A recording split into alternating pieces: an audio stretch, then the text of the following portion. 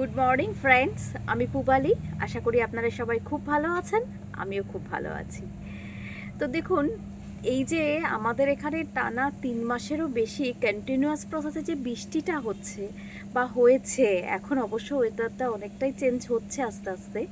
তো যাই হোক, এই যে এতগুলো দিন ধরে বৃষ্টি পাওয়ার দরুন আমাদের বাগানের গাছগুলোর কিন্তু একটা দুর্দান্ত পরিবর্তন হয়েছে, তাই না? যেটা হচ্ছে কি, যে খুব সুন্দর গ্রোথ হয়েছে গাছগুলোর। বাগানটা দেখতে খুব সুন্দর লাগছে গাছের এই গ্রোথের জন্য। কিন্তু প্রবলেম যেটা হচ্ছে সেটা হচ্ছে কিছু পার্মানেন্ট ফুল গাছে ফ্লাওয়ারিংটা কিন্তু একদমই কমে গেছে। তার কারণ গাছ তো গ্রোথের দিকেই কনসেন্ট্রেট করেছে, তো অটোমেটিক্যালি গ্রোথের দিকে কনসেন্ট্রেট করতে ফ্লাওয়ারিংটা যে কমে যাবে এটাই স্বাভাবিক। তো সেরকমই অ্যালামন্ডা গাছেও কিন্তু সেটাই হচ্ছে, যে প্রচণ্ড পরিমাণে ফ্লাওয়ারিং হয় অ্যালামন্ডা গাছে এই পিরিয়ডে, সেটা কিন্তু একদমই প্রায় বন্ধ হয়ে গেছে। তো কি পরিচর্যা এই আগস্টের মধ্যে আমাদের কমপ্লিট করে ফেলতে পারলে গাছগুলোতে আবার পুনরায় প্রচুর ফুল ফুটবে, চলুন আজকে সেই সব বিষয়ে বিস্তারিত আলোচনা করা যাক। চলুন দেরি না করে শুরু করা যাক। প্রথমেই বলবো যে যাদের গাছে দেখছেন যে একদমই কুড়ি আসছে না, তো তারা যেটা করবেন যে টানা এত দিন ধরে ক্রমাগত বৃষ্টি হওয়ার দরুন যেটা হয়েছে, সূর্যের আলোর প্রচণ্ডই অভাব ছিল, এবং এই সূর্যের আলোর অভাবেই প্রচুর গাছে কিন্তু ফ্লাওয়ারিং একদম বন্ধ হয়ে গেছে। তো তার মধ্যে এই অ্যালামন্ডা গাছও পড়ে। তো এখন যেহেতু ওয়েদারটা অনেকটাই চেঞ্জ হচ্ছে, তো এই ধরনের গাছ যাদের বাড়িতে আছে তারা এগুলোকে এমন জায়গায় রাখুন যেখানে ওরা দিনে অন্তত 7-8 ঘন্টা সূর্যের আলোটা পায়, মানে পর্যাপ্ত সূর্যের আলো যেন এখন পায় ওরা। এটা প্রথমেই করুন। দ্বিতীয়ত যেটা করবেন, যে খাবার তো একে দিতেই হবে এই মোমেন্টে, কিন্তু খাবার দেওয়ার আগে এই যে দেখুন আমার এই গাছটায় যেমন ফ্লাওয়ারিং রয়েছে, আর এই যে দেখুন এই গাছগুলোই আস্তে আস্তে কিন্তু ফ্লাওয়ারিং শুরু হচ্ছে, এই যে একটু একটু করে শুরু হয়ে যাচ্ছে। কিন্তু যাদের সেটা হচ্ছে না তারা সেক্ষেত্রে যেটা করবেন, প্রথমেই 1 লিটার জলে 1 ফোঁটা বুস্টার 2 মানে পিজিআর আর কি, প্ল্যান্ট গ্রোথ রেগুলেটর যেটাকে বলে, সেটা দিয়ে একদম পড়ন্ত বিকেলে গাছগুলোকে ভালো করে স্প্রে করে দিন। এবং এটা স্প্রে করার ঠিক 7 দিন পরে আমি যে খাবারটা বলছি সেই খাবারটা গাছকে দিন। দেখুন, আমি যেভাবে বলবো সেটা যদি পুরোপুরি ফলো করেন তাহলে অ্যালামন্ডা গাছে এই যে দেখুন আমার গাছটাই আস্তে আস্তে কিন্তু বৃষ্টি কমে যাওয়ার পর ফুলে ভরে যাচ্ছে এবং প্রচুর কুড়ি আসতেও কিন্তু শুরু করেছে তার সঙ্গে সঙ্গে। তো এবার বলি খাবারের ব্যাপারটা। দেখুন, খাবারটার জন্য আমি একটা আন্দাজ আবার করে দিচ্ছি, মোটামুটি সেই আন্দাজ অনুযায়ী রেশিওটা বাড়ানো কমানোটা করেই নেবেন। তো যেটা করি সেটা হচ্ছে যে যে কোনো ধরনের একটা কম্পোস্ট নিয়ে নেবেন, 2 টেবিল স্পুন, যে কোনো কম্পোস্ট, সেটা ভার্মি কম্পোস্টই হোক আর গোবর সারই হোক, যেটা আপনার কাছে থাকবে সেটা নিয়ে নিন 2 টেবিল স্পুন। এরপর এর সাথে যেটা অ্যাড করবেন, 1 টেবিল স্পুন দিয়ে দেবেন হচ্ছে বায়োপটাশ, আর 1 টেবিল স্পুন দিয়ে দেবেন হচ্ছে হাড় গুঁড়ো। এগুলো সব এইভাবে দেবেন। এরপর এর সাথে অ্যাড করবেন হচ্ছে 1 টিস্পুন হিউমিক অ্যাসিড আর 1 টিস্পুন হচ্ছে টাইকোডার্মা। ব্যাস, এই কটাই জিনিস।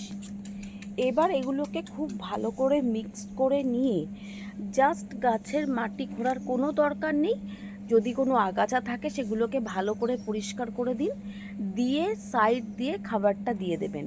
কিন্তু যাদের গাছে ফ্লাওয়ারিং একদমই নেই তারা 7 দিন আগে বুস্টার 2টা দিন, ওয়েট করুন, তারপর 7 দিন পর এই খাবারটা দিন। আর যাদের গাছে দেখছেন যে এই যে আমার গাছের মতো বা কিছু কুড়ি আস্তে আস্তে অলরেডি আসা শুরু হয়ে গেছে, তারা কিন্তু বুস্টার 2 এখন দেবেন না। তারা যেটা করবেন, যে খাবারটার কথা আমি বললাম সেই খাবারটা তারা দিয়ে দিন, দিয়ে ওয়েট করুন।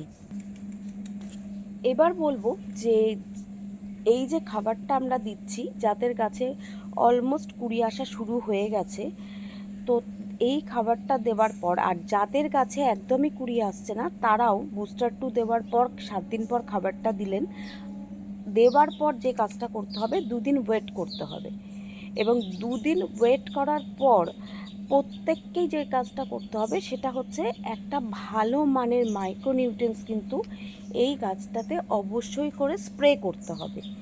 হ্যাঁ, এবার সেক্ষেত্রে মাইক্রোনিউট্রিয়েন্টস আপনারা কি স্প্রে করবেন সেটা বলে দিই। যে দেখুন, আমি তো আবারও বলবো যে আমি ইউজ করি বায়োভিটা এক্স। এবার সেক্ষেত্রে আপনাদেরও যে এটাই ইউজ করতে হবে এমন কোনো বাধ্যবাধকতা নেই। আপনারা যদি চান তাহলে সেই ক্ষেত্রে আপনারা আপনাদের হাতের কাছে যে মাইক্রোনিউট্রিয়েন্টসটা থাকবে সেটাই ইউজ করুন, কিন্তু সেটাকে ইউজ করতে হবে খাবার দেওয়ার ঠিক 2 দিন পর। 2 দিন পরে যে কোনো একটা মাইক্রোনিউট্রিয়েন্টস নিয়ে পুরো গাছে ভালো করে স্প্রে করে দিন। এবার বলবো যে দেখুন, যাদের গাছে অলরেডি কুঁড়ি আসতে শুরু করেছে তারা যেটা করবেন যে এই যে মাইক্রোনিউট্রিয়েন্টস আমাদের স্প্রে করা হয়ে গেল, তারপর 3 দিন ওয়েট করবেন। এই 3 দিন ওয়েট করার পর যে কাজটা করতে হবে সেটা হচ্ছে এতে আপনাকে বুস্টার 2 স্প্রে করতে হবে যদি প্রচুর পরিমাণে ফ্লাওয়ারিংটা চান। তো কখন করবেন? 3 দিন পর আবারও সেই অ্যাজ ইউজুয়াল 1 লিটার জলে 1 ফোঁটা দেবেন মাত্র। 1 ফোঁটার একদম বেশি দরকার নেই, যথেষ্ট 1 ফোঁটায় 1 ফোঁটা বুস্টার 2 দিয়ে সমস্ত গাছে স্প্রে করে দিন। ব্যাস, এইটুকু পরিচর্যাই এই গাছে ফ্লাওয়ারিংয়ের জন্য এই মোমেন্টে যথেষ্ট।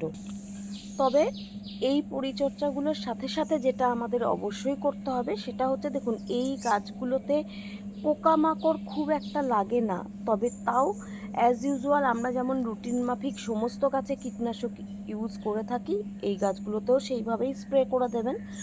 কিন্তু যে প্রবলেমটা এই গাছে হয় সেটা হচ্ছে ছত্রাক লাগার একটা প্রবল সম্ভাবনা থাকে বা লাগেও। তো এক্ষেত্রে যেটা আমাদের করতে হবে যে প্রথমত যে কোনো ফুল যখনই দেখছেন শুকিয়ে যাচ্ছে আস্তে আস্তে, তো সেগুলোকে গাছ থেকে তুলে পরিষ্কার করে দিতে হবে।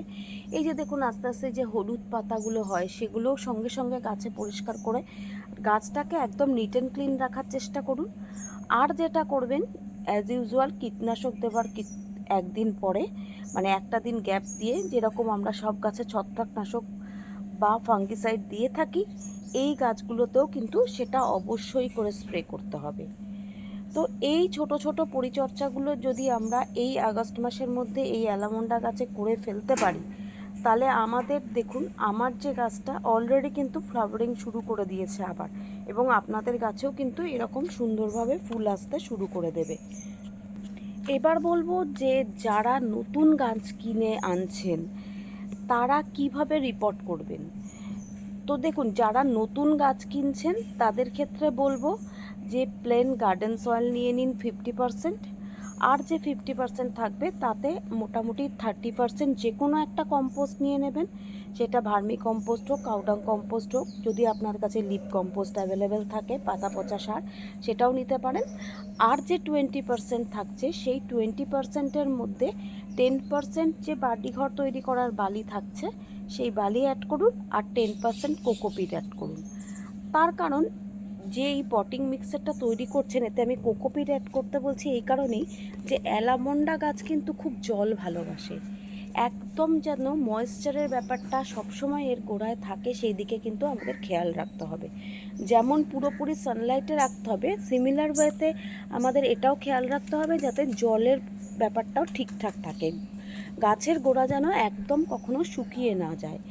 তো সেই কারণেই যখনই পটিং মিক্সারটা রেডি করবেন তার সাথে একটু বালি আর কোকোপিট দুটোই অ্যাড করে নেবেন, তাহলেই যথেষ্ট। ঠিক এই ধরনের পটিং মিক্সচার রেডি করে গাছগুলোকে রিপোর্ট করে দিন, এবং তারপর আমি যেরকমভাবে বললাম ঠিক সেটা মেনে যদি পরিচর্যা করতে পারেন তাহলে আমার গাছগুলোর মতো আপনাদের গাছও হেলদিও হবে, আর সিমিলার ওয়েতে এরকম প্রচুর ফ্লাওয়ারিং কিন্তু হতেই থাকবে। তো যাই হোক, আজকের মতো তাহলে ভিডিওটা এখানেই শেষ করি। যদি ভালো লেগে থাকে তাহলে অনেক অনেক ভালোবাসা দিয়ে আমার পাশে থাকবেন, আর একটু লাইক আর শেয়ার অবশ্যই করে দেবেন। আর যারা আমার নতুন বন্ধু আছো বা আছেন তাদেরও যদি ভিডিওটা ভালো লাগে, যদি ইনফরমেটিভ মনে হয়, তাহলে প্লিজ চ্যানেলটা সাবস্ক্রাইব করে বেল আইকনটা প্রেস করে দিও। খুব তাড়াতাড়ি আবার একটা নতুন ভিডিওর সাথে দেখা হচ্ছে। আজকের মতো তাহলে বিদায়, টাটা।